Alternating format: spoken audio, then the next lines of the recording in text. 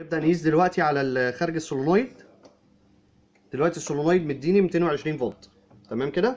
نفس الكلام بالنسبة للكمبريسور، لو قسنا كده يدينا 380 على الايه الثري فيز الخارج بتاعه.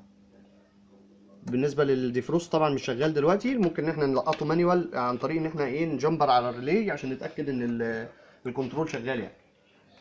ده كده طبعا الالويل اهو مدينا 22.6 درجة، وطبعا السيت بوينت معمولة على 0. طبعا لو حصل اي مشكله في الكمبريسور كاوفرلود مثلا، فهنعمل دلوقتي تيست للاوفرلود. نفصل دلوقتي الاوفرلود، يبدا الكمبريسور يفصل والاوفرلود الالارم يشتغل معانا.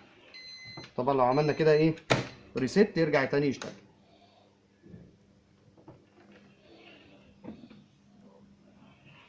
طبعا ده اللي هو الهاي بريشر. لو انا دلوقتي فصلت اللي هو الهاي بريشر كده، يبدا الكمبريسور يخرج بره الخدمه على طول، يرجع تاني اللي هو الهاي بريشر يشتغل.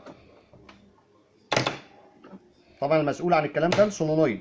يبدا السولونويد يعدي الفريون لحد ما الضغوط تتظبط، فالضغوط تتظبط فاللي هو الهاي بريشر يقفل، يدخل الكمبريسور معانا في الدايره.